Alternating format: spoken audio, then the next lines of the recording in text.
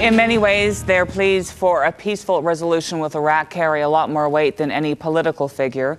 They are the family members of September 11th victims, and their four-person delegation has just returned from Iraq.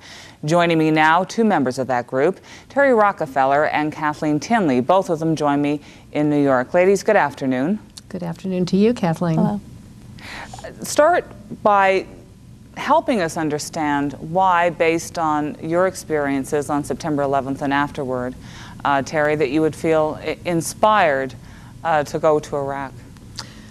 I think there were two overwhelming feelings and experiences that happened immediately after my sister was killed. She was in the World Trade Center.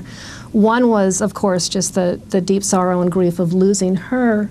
But the other, especially in the weeks and months that unfolded immediately after September 11th, was the sensing of the extraordinary compassion that was poured out to all of us who had lost loved ones from around the country and indeed from around the world. And I think that the mission of our organization, September 11th Families for Peaceful Tomorrows, has always been motivated by extending that compassion to other victims of violence, wherever they may be. And Kathleen, was that your experience as well? Oh, definitely, definitely. You know, we were very fortunate in having the support of the entire world after we lost our family members, and then we had the experience of going to Iraq, where that support isn't felt. It's interesting how people react to tragedy, because it can be so polarized. On one hand, they can react the way both of you have. On the other hand, it can be with great anger and a thirst in some cases for vengeance. And obviously, it didn't have that effect on you. So, Terry, when you went to Iraq and you had already reacted the way that you did, how was that further reinforced by what you saw there? I think I went to Iraq partly realizing that one of the things that I need to do to make sense of losing my sister is to ensure that similar things happen to no other families.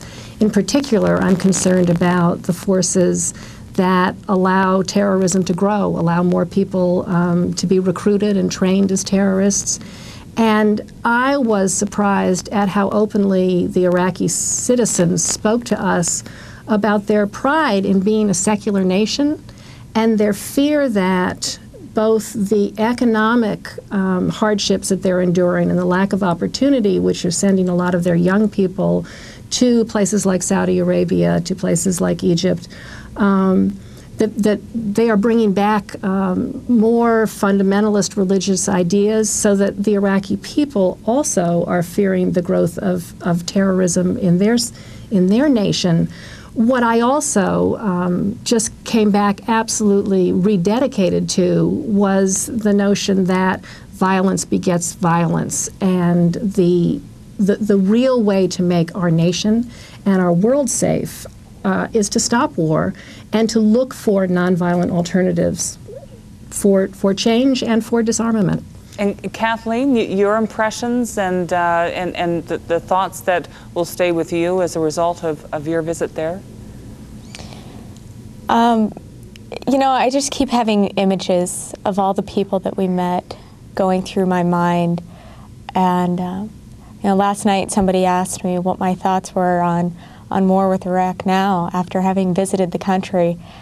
And it really just breaks my heart, because I wonder who of those people that we met would still be alive if I returned to Iraq in a year.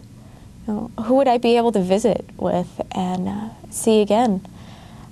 And you know, it just reminds me of September 11th, where people who should not have died could die. So where do you think the debate is, Terry, right now in the United States? Just help me understand what's going on. I think that the American public is learning daily, weekly, daily, hourly, I hope, more and more about the reality of this war. I think that my sense is that the American public is not interested in a war where the United States acts unilaterally. They are increasingly paying attention to the UN weapons inspectors' reports and thinking that that's an important source of news, something that is a great supplement to what the administration and the Defense Department has been telling them.